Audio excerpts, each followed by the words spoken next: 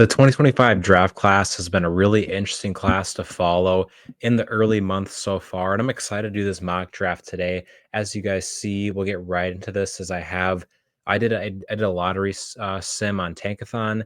These are the results of that sim. So you see the Wizards stick at one here. They're the worst team in the league, kind of by far. They've been really struggling as expected. But then you see the Raptors jump up into the number two spot. The Spurs also jump pretty high. Some things to note before we actually get into this is the Thunder have the seventh pick, and this is from the Al Horford trade. So this is where the 76ers would be. That pick is top six protected. I think it's pretty likely that this is at worst going to be in like that 12 to 14 range on draft night. As it's kind of hard to see the Sixers sticking where they're at, but it's I guess possible with the continued injuries that team has faced. Then you have the Spurs getting the Bulls pick from the DeMar DeRozan trade a few years back. And then here is the Thunder again getting another pick in the lottery. This time it's from that Clippers swap. And then the Hawks having that Lakers pick as well. But let's jump right into this one with the Wizards of the first overall pick. And how I would draft personally if I was the GM of the Wizards would probably be a little bit different here than what I actually think will happen. If you guys have followed my boards on TikTok at all, you can go check out my top 10 rankings there with reasoning for each player in each spot. I have Dylan Harper number one. I would probably take Dylan Harper here, but I definitely think the expectation is Cooper Flag is still the first overall pick uh, in this draft, kind of maybe dependent on the team. But for the Wizards, I think that they would take Cooper Flag. And I would not disagree really with this pick, even though I'm a guy that would probably prefer Harper a little bit, because I think Cooper Flag being added to this core has a chance to help establish an identity with this team. And that identity would come on the defensive end. You would have him, Bilal Koulibaly, and Alex Sarr in the starting lineup, three really awesome defenders. This could be one of the better defensive cores in the NBA going forward. Cooper Flag is somebody that I think is going to make at least a few All NBA defensive teams, probably more than a few. Alex Sarr, not the best, rookie season as kind of expect on the offensive end, but that dude is a really good defender for a rookie. Still kind of wondering where he's going to be as a 4 or a 5 going forward. And then Bilal Koulibaly, who's had a nice season, which kind of tuned down a little bit, but overall a good defender. But Cooper Flag is really going to make this a defensive oriented team. I do have questions with Flag, and the reason why I would prefer Harper over him is because I think Harper has a better chance to be a number one option on a title level team. It's hard for me to envision Flag becoming a number one scorer in the NBA on a team. I think he's more of a low to mid 20s guy, which is awesome. I think my thing with Flag is I think he's going to be in that Chet Holmgren range where he's going to be like the best or the second best, number two option in the league or second best player in title team. And I think that's definitely worth the first overall pick. Um, but now we have the Raptors who jumped up a little bit here. Positionally, there's not really a ton they need, even though it's saying severe in a few categories here. Fanspo has some weird things. I think they said Cooper Flag's age was like 19 there, even though he's 17. Um, but yeah, I kind of talked about him a little bit. I think they would go Dylan Harper here too, and it'd be pretty fun to watch. The thing that this Raptors team that stands out when you watch them is their ability to get to the basket and score at the rim. RJ Barrett really good at that. Jakob Poeltl has been awesome this year, finishing around the rim. Scotty Barnes can do that as well. Like this team has a lot of guys that can do that, and Dylan Harper would absolutely add to that. Maybe, you don't want players scoring in the same range, but Dylan Harper is way too good of a prospect at this point, and I think there's separation between him and the next player on my board, and I would be pretty surprised if there wasn't separation between him and somebody else on the Raptors board personally. But this would be awesome for the Raptors, having him and Scotty Barnes as a 1-2 punch going forward. That's like getting Harper would actually make that a championship young core and a core that could win a title. Harper's had a phenomenal season with Rutgers so far. He's probably been the best freshman in the country so far this season. Um, had an amazing game against Alabama in that tournament over Thanksgiving. Just like I said before, I think he's shooting 7 free throw attempts per game. His 3-point shots coming up. He plays defense. He's the son of former NBA player Ron Harper, who won titles with the Bulls. I think he's got it all, and I think that he'd be a phenomenal pick at number 2. Now to talk about the Jazz here, who get pick number 3 for them. They probably want to get a top 2 pick in this draft. This is kind of turning into this could turn into a long rebuild for the Jazz. I feel like kind of a rough year so far for them. Usually they're like in that play-in mix and they're like winning too much at this point, but they're not really winning at all right now, which is kind of weird for them. This is another team that needs the guy. Like they don't have anybody on this team that's capable of being a number 1 on a title team projectably, with Lauri Markkanen being the closest, but he's not that. Markkanen's gonna peak as somebody who can maybe make an all NBA third team, type guy, like have like a top 20, top 25 season in the NBA type guy. And they need somebody that has maybe more upside to do that. And I think they'll take who's also my third player on my board here, Ace Bailey. Um, I think they kind of have to go with an upside player here, even though, I mean, like, I kind of want to say they should maybe get a guard, but they have like several guards in the works that, they could wait another year on. But I think Ace Bailey makes the most sense here. Phenomenal shot maker. He's a very legit 6'10", effortless release, hits a lot of tough shots, takes a lot of tough shots for that. The hesitancy with him is you kind of see that assist number. I believe like forward wise, him and Cam Whitmore are really the only ones in recent memory that have been this bad when it comes to total assist numbers, as guys that I have top 5 on my board in the last like decade or so. He doesn't pass the ball very well. His handle isn't very great. He's very like my comp for him is a little bit more athletically fluid version of Michael Porter Jr., which if you can get a more athletically fluid Michael Porter Jr. at pick number 3, that's pretty awesome, in my opinion. Now, it's very possible that he doesn't shoot as well as Michael Porter Jr. at the next level, but I think that there's more upside with him when it comes to his handle and ability to beat guys off the dribble and to come off screens with a few dribbles and hit mid-range shots compared to MPJ not doing that as much and not getting to the rim as much. And hopefully Bailey can prove that he can get to the rim a little bit more throughout the season. But I think this would make a lot of sense for the Jazz to do. And now we have the Spurs who take a big jump here. This is something the NBA does not want to see. But they're in a pretty good spot here. There's a lot of really nice names still on the board. There's several guys that I think would make a lot of sense to go with, and this is not the only lottery pick they're gonna have, by the way. As we talked about before, they also have pick 11. But for me, it came down to either Yegor Demon or Kasparas Yakachonis, and I'm gonna go with Kasparas Yakachonis for both. I think that it's a better team fit, and I also have him higher on my board.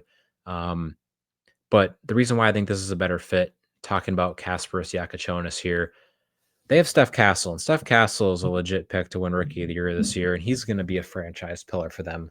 Steph Castle's not a very good shooter. Kasparas Yakachonis is, and his ability to play off ball more so would really be beneficial for this team compared to Yegor Demon.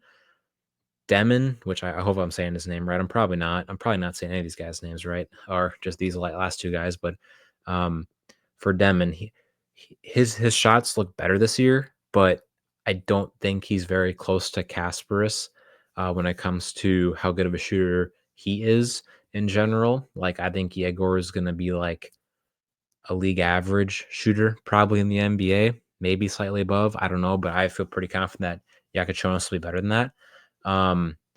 Demon's going to be one of the better passers in the NBA right away. I feel like that's why you want the ball in Yegor's hands. And with Steph Castle already in San Antonio and playing really well, I want the ball in his hands too. I want him to be, getting a lot of point guard reps, especially with, assuming Chris Paul's probably not there next year. If I had to guess, I feel like he's going to go to a title contender, and then maybe, that might be the last year of his career. I don't know. We'll see what happens with that. But Yakachonis provides good on-ball and off-ball stuff. The thing with Yakachonis that I don't like is the defense. not really there physically or athletically. But you got Victor Wembanyama there. He helps hide some of those problems, and it's not just him. Stephon Castle can absolutely guard. Castle's going to make all NBA defensive teams, and to pair him next to Yakachonis, they both complement each other so well. With Yakachonis providing spacing and Castle providing that great perimeter defense next to him, I think it's a match made in heaven. Um, but then we have the Pelicans, where this is definitely a legit fall here. There's still a really good pick on the board who I was just talking about that I'm going to go with here, and Yegor Demon. This is a team that desperately kind of needs a point guard, in my opinion. That they just really haven't had one with this core. It feels like there's not a true point guard. I don't think Dejounte Murray is a true point guard. CJ McCollum's definitely not a true point guard. Like this core in general with Zion hasn't had that, and I think Yegor could help them a ton in that aspect. To talk about the Pelicans a little bit, I do think that they should be fire sailing a little bit. I do think guys like Ingram and McCollum, they should be taking trade calls on them, trying to trade them. Same thing with Zion. I'll be taking calls, not necessarily trying to move him, but seeing what the market is for Zion, because obviously really disappointing for him to play only like 30% of his career possible games to this point. I think that this team just isn't gonna, like, with their injuries, especially when figured out this year, but future like wise, I don't think it's gonna get much better. And you can't keep this core like together. Like you're probably gonna lose Ingram this offseason anyways. So there has to be revamping. And them getting a top pick helps them a lot. I think they would love to be higher, but I think getting Yegor Demon at 5 would be awesome for them because of what he provides in that aspect. I think he's going to be pretty early in his career one of the 10 to 12 best passers in the NBA. He's a really big guard. The shooting improvement's been big. He's a super smart defender, but I don't love the defense. I think it's fine. Um, I'm interested to see how that looks the rest of the year. But I think he's a really smart player on both ends. And then we got pick number 6 with the Charlotte Hornets. Not a super ideal season for them so far. Again, LaMelo just got back from injury. Yeah, they just lost to the Sixers today. I was watching a bit of that game. So good for the Sixers to get back in that win column. But this isn't a team that I feel like should be drafting best player available, but the guy that I think fits best with them might be the best player available. And really it kind of comes down to Trey Johnson, or not Trey Johnson actually. Uh Malawatch or VJ Edgecombe would be the guys that I think about here. And like my pick, I'm picking VJ Edgecombe here, but I kind of want to make the case for Malawatch, and that's that. Are we sure that Mark Williams is the guy? I'm really not sure. I think Malawatch is probably a better bet long term, and I think that he could really anchor this paint for them going forward. I think he'd be a great pairing with LaMelo as a big man.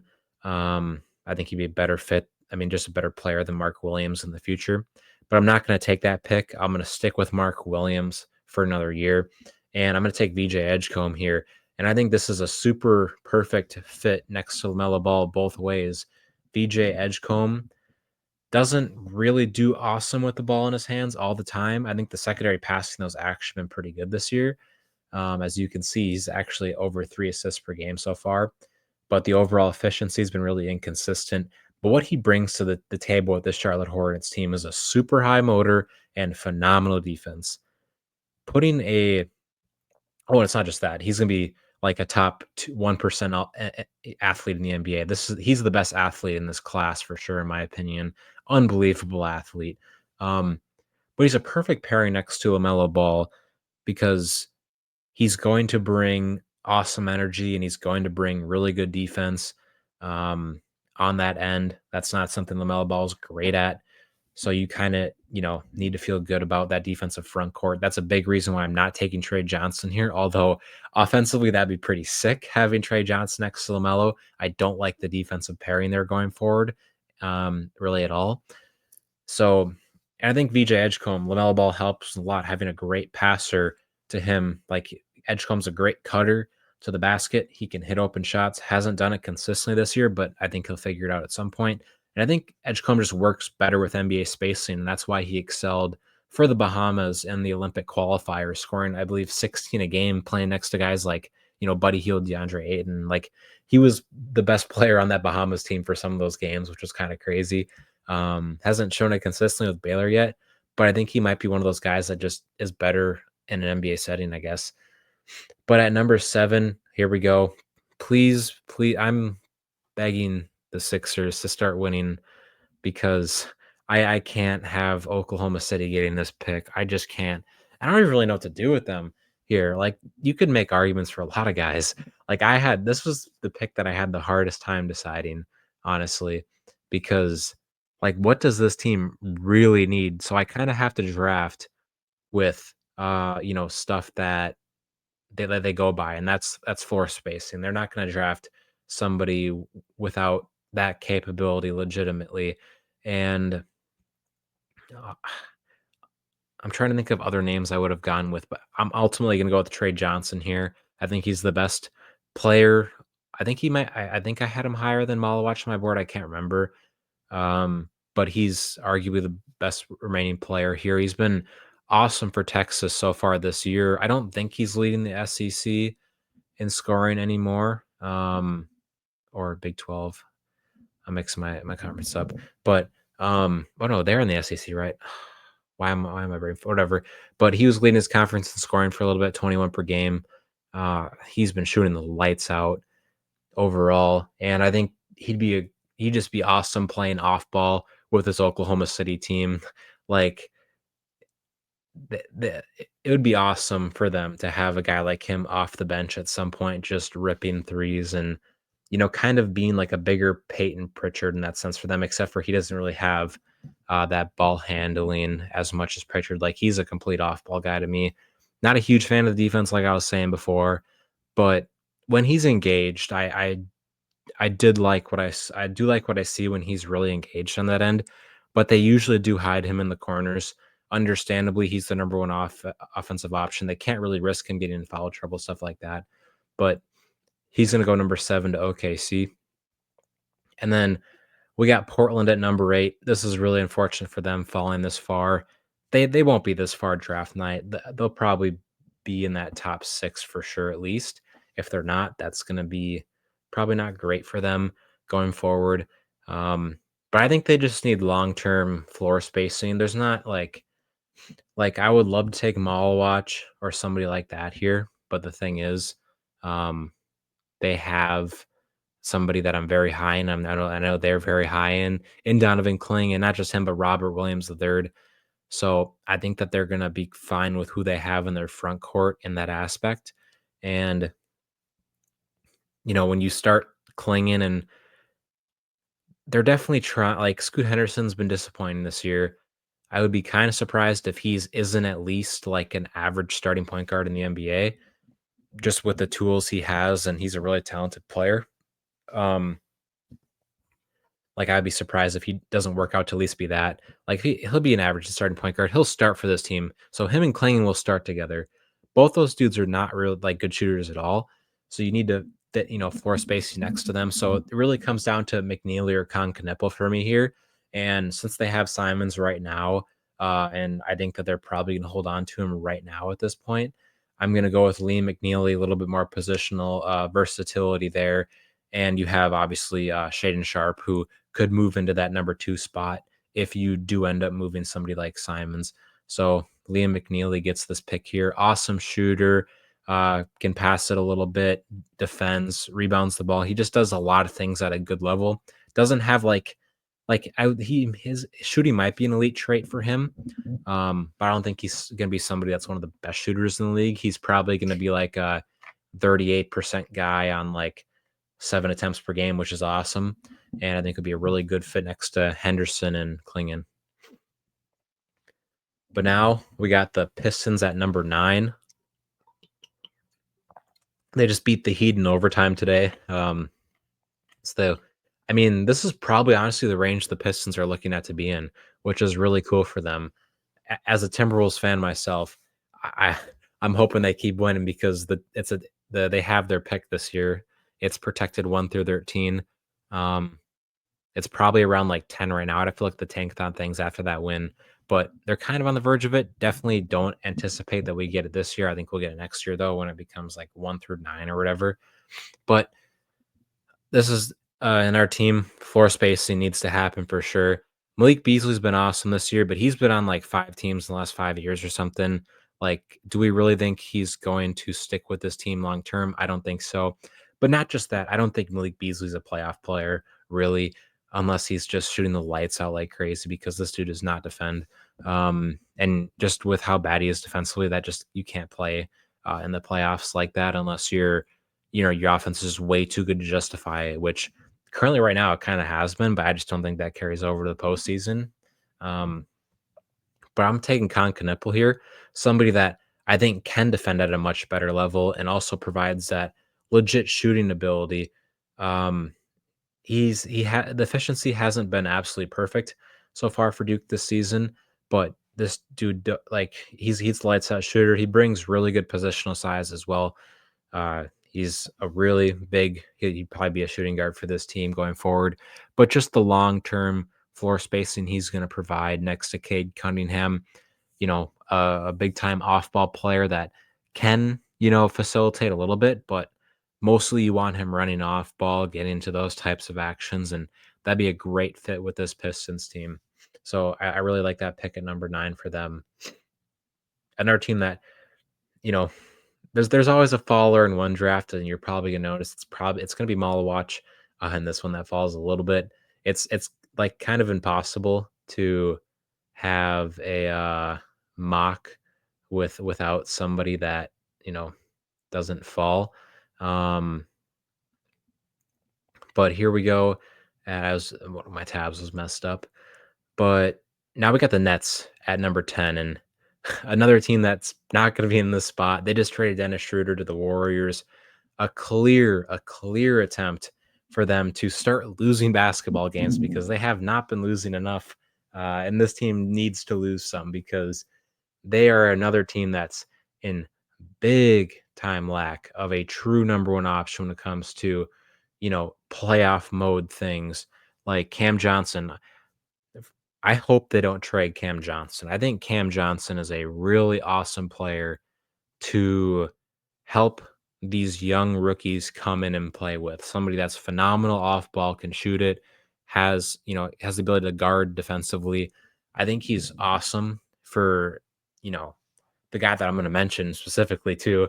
Um, but just like any rookie coming in that's expected to play early on, and they're not going to get their number one guy here largely because they're picking at pick 10, but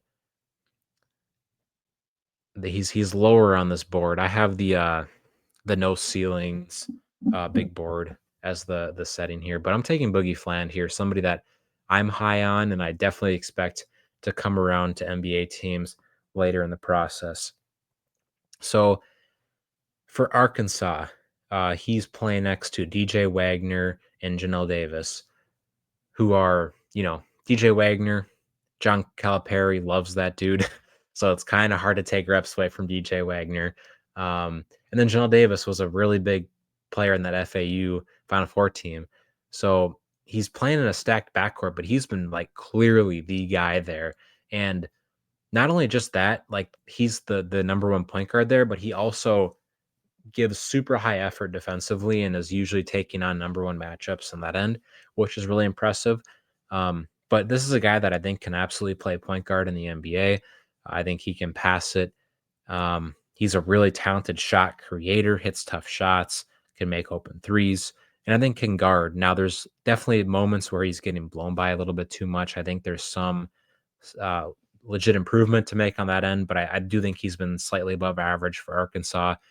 And I think it's important to consider the context with how good he's been because he's being asked to do a ton offensively and he's so young, obviously.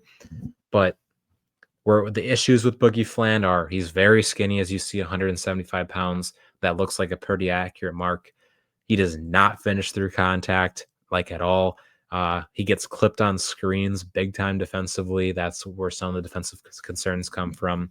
But overall, I think he'd be a really good point guard to put next to Cam Thomas because I think that he's going to be a plus defender in the NBA, which would be good next to Cam Thomas. And he's a good facilitator that can work with Cam because Cam Thomas is not a point guard. I think he's much better playing as a two guard and, just a high scoring volume guy. And I think that'd be a really good backcourt duo for them going forward. Now, I'm sure they hope they don't fall to this range. I think they're going to definitely want somebody better. But if worse comes to worse and they got to take Boogie Fland, maybe Boogie Fland ends up being a top 7 pick. I think that's possible. I think I can't remember. I think I have like 7 or 8 on my board right now. If you guys want to check out my board again, go check out my TikTok Hoops with Rudy. But here are the Spurs again, and this was from, I believe, the DeRozan trade from 2021 that sent him to the Bulls. And with this one, I'm going to take kind of a fan favorite in Derek Queen. Now, I want to talk about these two big guys as well. There's 3 big guys that I would love to take with this pick. Malawach would be cool, but the thing with him is I don't know how much. Like the thing with him is I think he's definitely more of a center, and I don't want to move Wemby to power forward. Is what I wanted to say. I want to keep Wemby as a center. Asa Newell can play power forward in the NBA. I think he'd be a good fit here too. But the reason that I want Derek Queen with this pick is because I believe Derek Queen can meet his complete potential with the Spurs roster because of, the core that's built around him here. Derek Queen, I do not like the archetype of this type of player. Undersized, big, not a good defender, doesn't really shoot the ball. It's like the Alperen Şengün, type of archetype. I'm not a huge fan of that, but sometimes good players just translate, and that's something that I've learned. I think he's going to translate because he's a really good basketball player. He's been one of the top 4 freshmen in the country so far this season. Pairing him next to Victor Wembanyama with his defensive deficiencies would help a lot, and obviously Stephon Castle. But this is a guy that can get absolute buckets in the post. He's got awesome post moves. He can really pass it down there too, which I think would be a great fit next to Victor. He moves his feet super well defensively sometimes.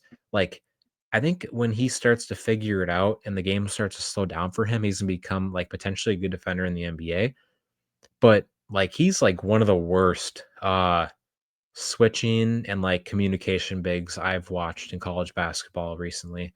Like there's so many times when I watch him where he's either over switching or just completely zoning out off ball defensively, looking at the ball. But when he's on ball guarding somebody and moving his feet on the perimeter, he's very capable of doing that and moving him to power forward in a core with potentially a defensive player of the year by that point if Victor can win it this year would be pretty beneficial to him. And I just think that system next to Victor, who's going to continue to rip 7 to 8 threes per game and space the floor, would be great for him. Like Victor doesn't take up, spacing in the paint. He never really starts there. He's a very perimeter oriented big, as I'm sure a lot of us know at this point. But here, this is where the slip will end for Kaman Malawach. I'm not low on him at all. Hopefully, people are not getting that impression. I like Kaman Malawach. It's just every single mock, there's going to be somebody that falls, and literally every single mock I've ever done. If you guys ever do a mock too, like there's going to be somebody that falls, or it feels weird. It happens every draft day too, more than one usually though. But Malawach is the guy that I think is going to fall in this specific situation. Coming to the Kings, though, a team that could definitely improve defensively, especially in the rim protection aspect. I think he would be a great fit here. But I'm starting to think now, yeah, him and Devin Carter as the young guys there would be really cool for that defense. Devin Carter hasn't played yet for the Kings. I was pretty high on him. I think I ended up with like him at like 11th on my board in this last draft cycle. And I love that pick for them because, boy, he can guard on the perimeter. But him next to Malawach guarding pick and rolls is going to be really fun for the Kings. If this is what ends up happening. Now, the thing where some people might be like, oh, well, you can't really play next bonus. I don't know how much he's going to play next to Sabonis because early in Malwatch's career, I don't know how many minutes he's really going to play. He's still kind of a raw player. He doesn't play a ton at Duke. Now, part of that's because he plays with Malik Brown in the front court. Malik Brown came from Syracuse, and he's just an unbelievable defender. Like, Duke is just better with Malik Brown in the court because Malik Brown is awesome. He's one of the best defenders in college basketball and definitely more capable of like handling the basketball offensively. So, and I mean, it's because he's 4 years older. Like, let's not get that wrong. But Malawatch is a legit screener. He's absolutely massive, 7'2". He can dunk on his tippy toes. But this dude just deters shots to the rim like crazy because of his pure size and athleticism. And he's got some shooting touch as well that we've seen in the past. He hasn't played a lot of basketball. So as that continues to come through, I think this will be a great pick for the Sacramento Kings team. And now we got the Thunder again, unfortunately, as they prepare their dynasty at number 13. Um, Another one where don't really know what they need. And this is kind of why I think that it made sense for them to not take a big with pick 7 and take Trey Johnson while they could with him on the board, is because you have Asa Newell right here. A guy that I think would be a really nice fit with this team, even though I don't know how much he's going to play, especially with, Hartenstein and Chet Holmgren. But Hartenstein probably won't be there forever. I would be kind of surprised if Hartenstein is with the Thunder after this contract expires for them, because they're obviously going to have to give Shea a super max in a few years. But this offseason, they got to give rookie max deals to Holmgren and Jalen Williams. They're going to have no cap space to retain Hartenstein. So in like 3 years down the road, they're going to need another big man to step in for sure. And at this point, it would be Asa Newell, who is pretty versatile on both ends, specifically on defense when it comes to just moving his feet and then just, being able to protect the rim, steal passes, stuff like that. But offensively, he's a really good finisher. He has the ability to handle the ball, some passing ability. Would like to see the rebounding improve for sure and the shooting. Not a good shooter right now, but I think there's some definitely touch potential there. And I think if you want to really, get your potential going as a player like Newell, going to Thunder would be the perfect spot for you. And then to end this with the last pick of this mock, I don't even like love this pick. I'm just going to take a higher upside guy at this point in Nolan Traore for the Hawks, who I think was a top 5 prospect in this class looking back a few months ago, but just hasn't played great for France. This might be somebody that ends up, if he continues to not play well, I think he should wait until the 2026 draft to enter. But this is somebody with pretty legit upside as a point guard in general. He's a bigger guard with passing and shooting chops and can do some stuff defensively, but just needs to, be more consistent.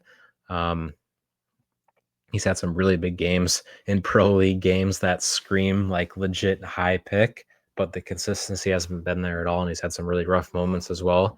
But that wraps up this mock draft. And this is my first of a few that I'll definitely do here. Is if I can scroll down, there we go.